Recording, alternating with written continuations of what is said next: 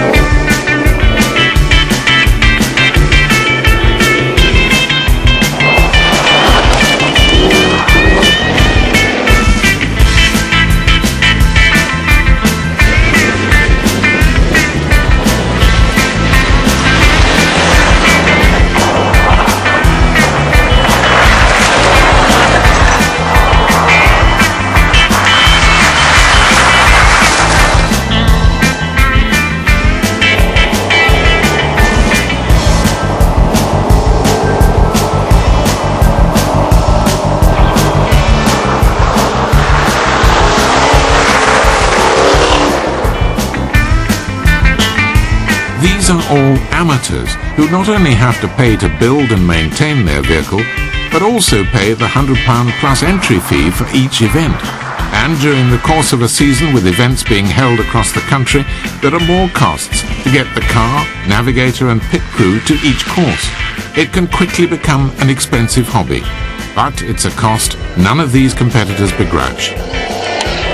For many, off-road motorsport is an addiction, all about the enjoyment of taking part rather than the challenge of first over the line. A typical competitor is Steve Stemp from Surrey. He's been racing in earnest since his teens and maintains his vehicle himself.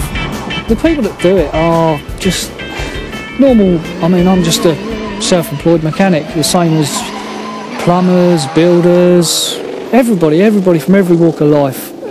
Just got an interest in Land Rovers and they just want to take it one step further. The events take place all across the country, from army land to small farmland.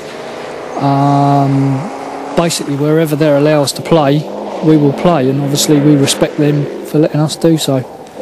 It's always normally off-road, apart from the big events where you've got the hill rallies, which consist of some road work, therefore the vehicles have to be MOT'd and road legal. It's such fun to watch, compete.